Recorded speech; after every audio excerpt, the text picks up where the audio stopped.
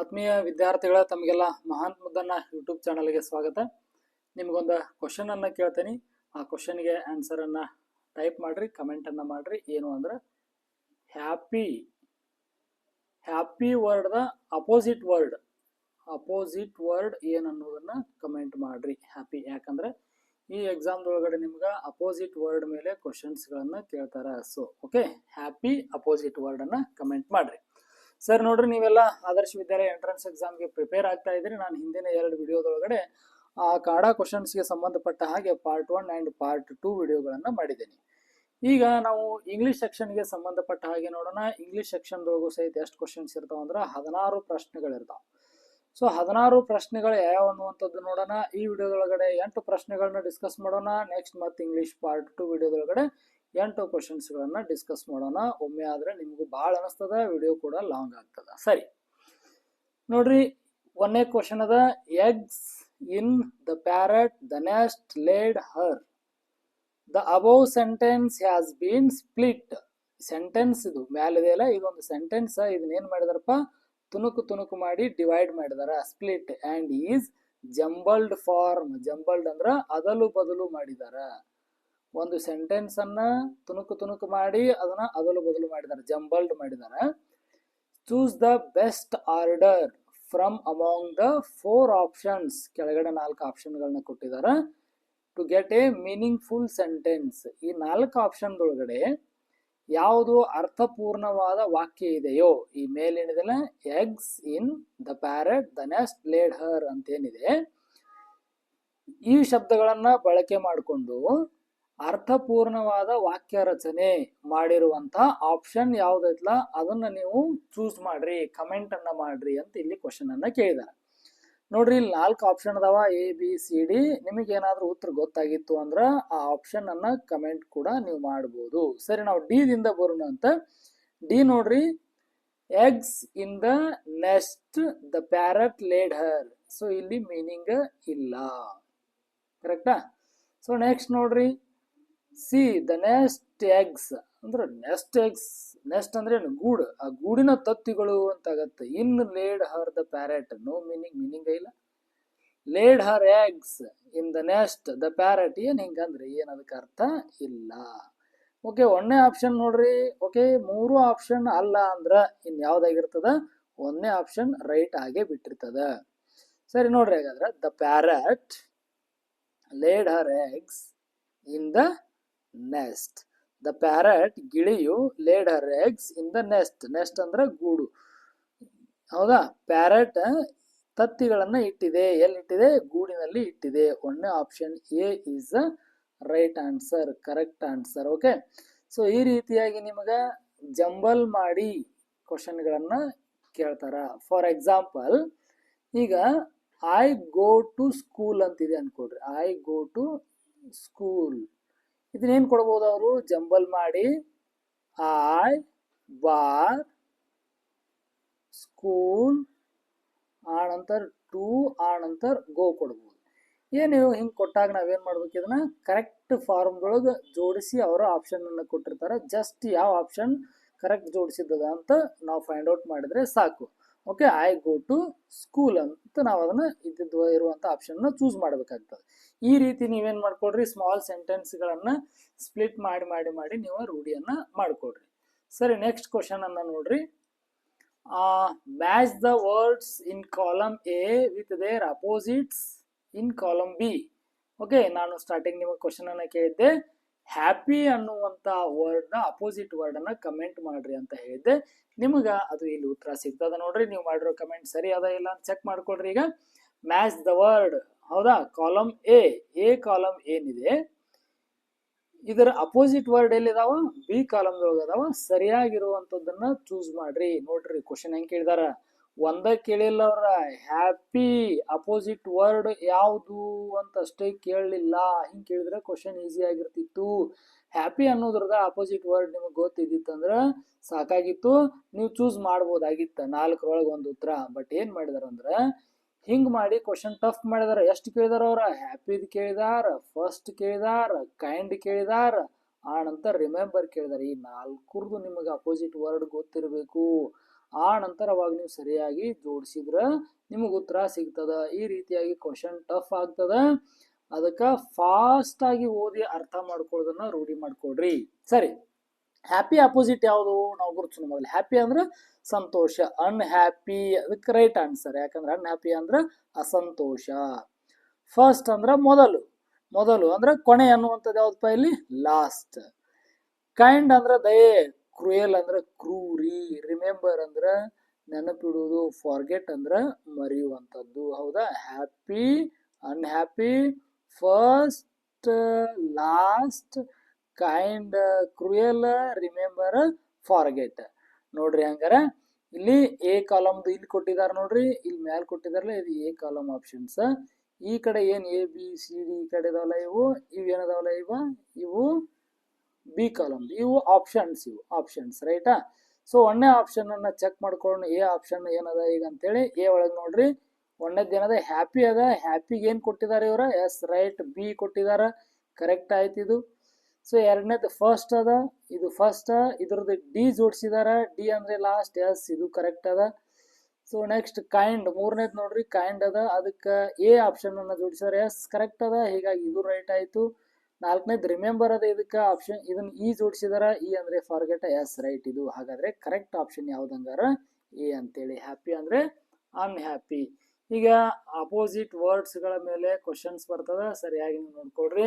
Opposite words synonyms ನೋಡ್ಕೊಳ್ರಿ, ಅದ್ರ ಮೇಲೆ questions ಬರ್ತದ. So next the suffix ness suits with ಅಂದ್ರೆ ಇಲ್ಲಿ ನಿಮಗೆ ಇಂಗ್ಲಿಷ್ ಒಳಗಡೆ ನೀವು ಕಲ್ತಿರ್ತೀರಿ ಏನ್ ಬರ್ತದಪ್ಪ? ಸಫಿಕ್ಸ್ ಅಂತ ಬರ್ತದ, ಆ ನಂತರ ಇನ್ನೊಂದು ಪ್ರಿಫಿಕ್ಸ್ ಅಂತ ಬರ್ತದ, ಕರೆಕ್ಟಾ? ಸೊ ಏನು ಸಫಿಕ್ಸ್ ಅಂತಂದ್ರ ಒಂದು ಶಬ್ದದ ನಂತರ ಹಚ್ಚಿದ್ರ, ಪ್ರತ್ಯಯವನ್ನ ಹಚ್ಚಿದ್ರ, ಕನ್ನಡದೊಳಗೆ ನಾವು ಪ್ರತ್ಯಯ ಅಂತ ಕರಿತೀವಿ ನೋಡ್ರಿ. ಹೌದಾ?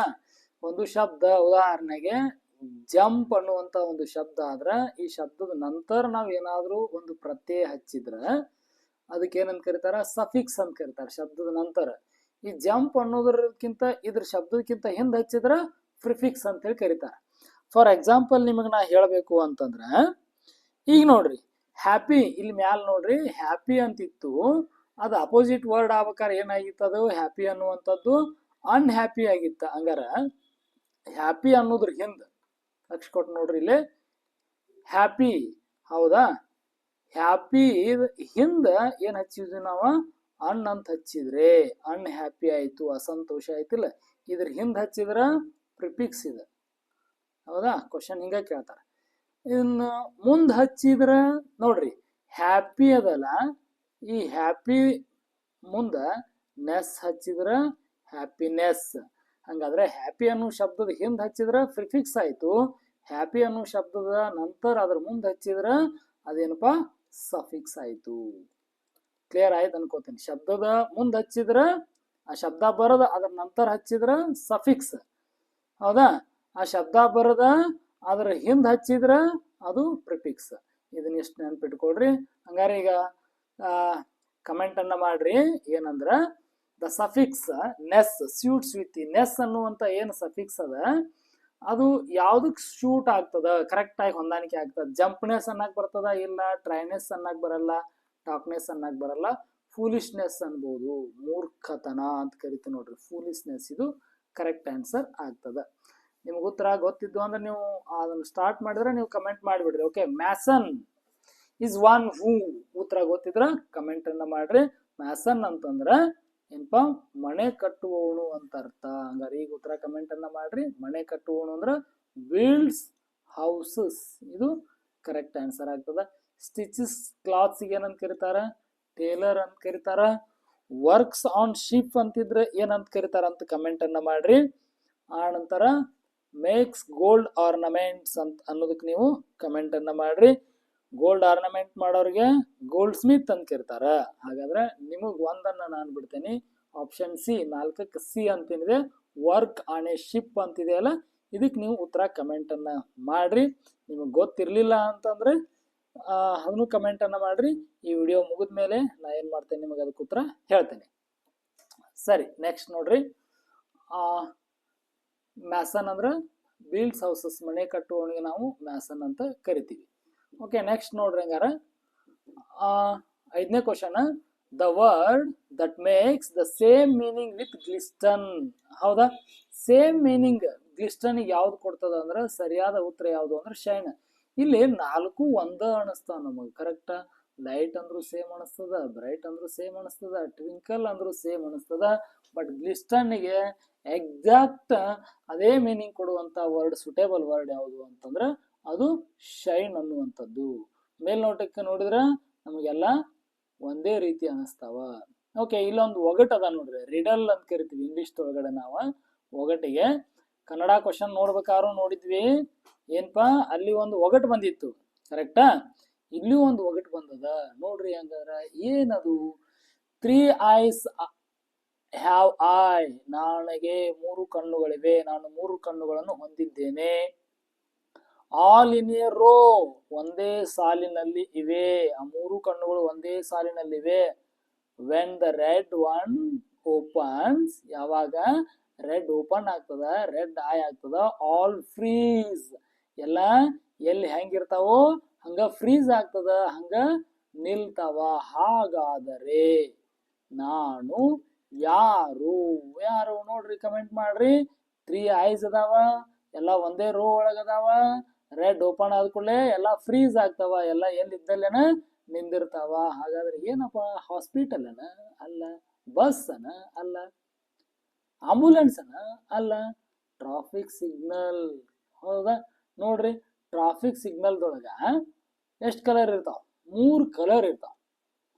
ಯಾವ ನೋಡ್ರಿ, ಕಮೆಂಟ್ ಮಾಡ್ರಿ. ಟ್ರಾಫಿಕ್ ಸಿಗ್ನಲ್ದೊಳಗೆ ಯಾವ ಕಲರ್ ಇರ್ತಾವ ನೀವು ಅದನ್ನ ಕಮೆಂಟ್ ಅನ್ನ ಮಾಡ್ರಿ, ಟೈಪ್ ಮಾಡ್ರಿ.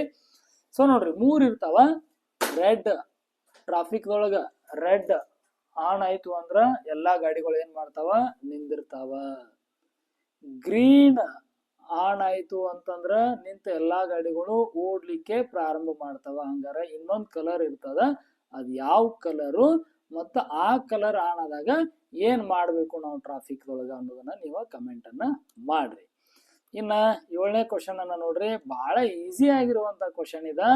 Look at the picture. ಈ ಪಿಕ್ಚರ್ ಅನ್ನ ನೋಡ್ರಿ. Look at the picture. Picture ನೋಡ್ರಿ, ಇದನ್ನ ಚಿತ್ರ ನೋಡ್ರಿ. ಯಾರ ಚಿತ್ರ ಇದು? Identify the day celebrated in remembrance of this great person. ಈ ಚಿತ್ರ ನೋಡ್ರಿ, ಈ ಚಿತ್ರದೊಳಗೆ ಇರೋರು ಯಾರು ಅನ್ನೋದನ್ನ ನೆನಪು ಮಾಡ್ಕೊಳ್ರಿ.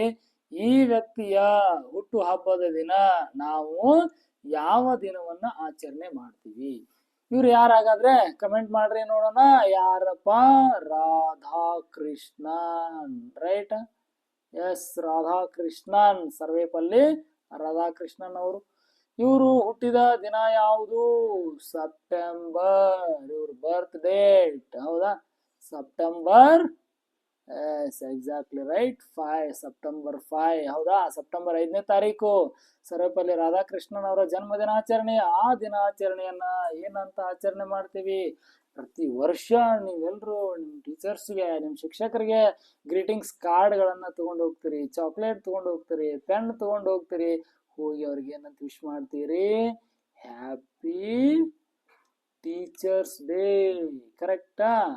ಹ್ಯಾಪಿ ಟೀಚರ್ಸ್ ಡೇ ಅಂತ ವಿಶ್ ಮಾಡ್ತೀರಿ. ಶಿಕ್ಷಕರ ದಿನದ ಹಾರ್ದಿಕ ಶುಭಾಶಯಗಳು ಅಂತ ವಿಶ್ ಮಾಡ್ತೀರಿ ವಿದ್ಯಾರ್ಥಿಗಳೇ. ಹಾಗಾದ್ರೆ ಕರೆಕ್ಟ್ ಉತ್ತರ ಯಾವುದು? ಹಾಗಾದ್ರೆ ಅದು teachers day.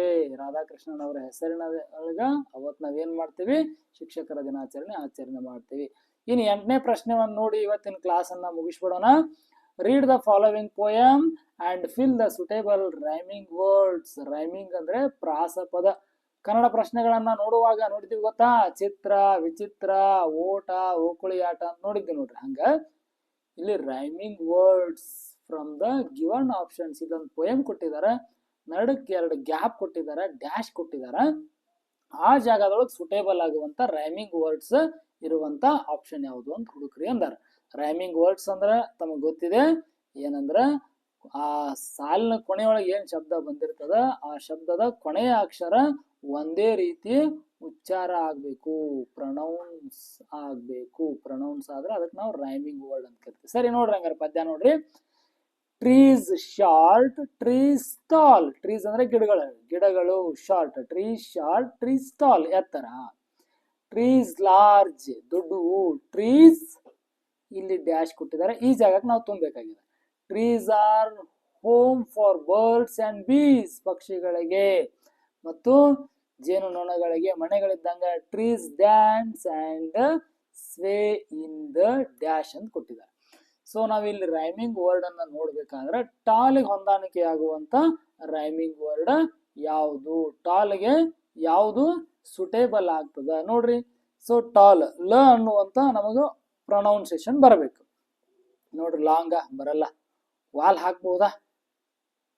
Trees large trees wall ಅನ್ಬೋದಾ? ಟ್ರೀಸ್ ವಾಲ್ ಅಂದ್ರ ನೋಡ್ರಿ ಇಲ್ಲಿ ಬೀಸ್ ಅಂದೇವಿಲ್ಲ, ಝೆಡ್ ಪ್ರೊನೌನ್ಸ್ ಆಗ್ತದಿಲ್ಲ, ಹಂಗ ಇಲ್ಲಿ ಏನಾಗ್ಬೇಕಪ್ಪ, ಇಲ್ಲಿಯೂ ಝ ಝ ಈ ಝ ಪ್ರೊನೌನ್ಸ್ ಆಗ್ಬೇಕಾಗ್ತದ.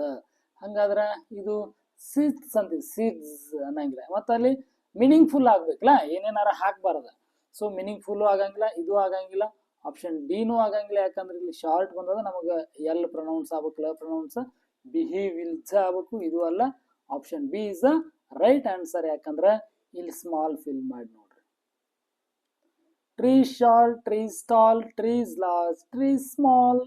ಲ ಪ್ರೊನೌನ್ಸ್ ಬಂತು, ಮೀನಿಂಗ್ ಫುಲ್ ಆಯ್ತು. ಓಕೆ, ನೆಕ್ಸ್ಟ್ ನೋಡ್ರಿ. ಇನ್ನ ಝ ಬರ್ಬೇಕಲ್ಲ. Trees are home for birds and bees, trees dance and sway in the breeze. Breeze ಅಂದ್ರೆ ಗಾಳಿ, ಬ್ರೀಸ್ ಹೌದಾ, ಬ್ರೀಸ್. ಇದು ಏನಾಗ್ತದ, ಕರೆಕ್ಟ್ ಪ್ರೊನೌನ್ಸು ಆಗ್ತದ, ಆ ನಂತರ ಮೀನಿಂಗ್ ಫುಲ್ ಆಗ್ತದ ನೋಡ್ರಿ. ನೀವು ಹಂಗಾರ ಕನ್ನಡದೊಳಗು ನಾವ್ ಇದನ್ನ ನೋಡಿದ್ವಿ, ಪ್ರಾಸ ಪದಗಳ ಮೇಲೆ ಪ್ರಶ್ನೆ ಬಂದಿತ್ತು. ಇಂಗ್ಲಿಷ್ ದೊಳಗು ಅದೇನಾಗ್ಯದ, ಪ್ರಾಸ ಪದಗಳ ಮೇಲೆ ಕ್ವಶನ್ಸ್ ಬಂದದ. ಸೊ ಬೇಸಿಕ್ ಗ್ರಾಮರ್ ಮೇಲೆ ಇಲ್ಲಿ ಮ್ಯಾಕ್ಸಿಮಮ್ ಕ್ವಶನ್ಸ್ಗಳು ಬರ್ತಾವ. ಸೊ ನೀವು ಒಂದೊಂದೇ ಟಾಪಿಕ್ ಮೇಲೆ ಏನ್ ಮಾಡ್ಕೊಡ್ರಿ, ಪ್ರಾಕ್ಟೀಸ್ ಅನ್ನ ಮಾಡ್ಕೊಂಡ್ರೆ ನಿಮಗೆ ಎಕ್ಸಾಮ್ ಈಸಿ ಆಗ್ತದ. ಆತ್ಮೀಯ ವಿದ್ಯಾರ್ಥಿಗಳೇ, ನಿಮಗ ಈ ಒಂದು ವಿಡಿಯೋದೊಳಗಡೆ ಇಂಗ್ಲಿಷ್ನ 8 ಪ್ರಶ್ನೆಗಳ ಸರಿಯಾದ ಅರ್ಥ ವಿವರಣೆ ಕೊಟ್ಟಿದ್ದೇನೆ.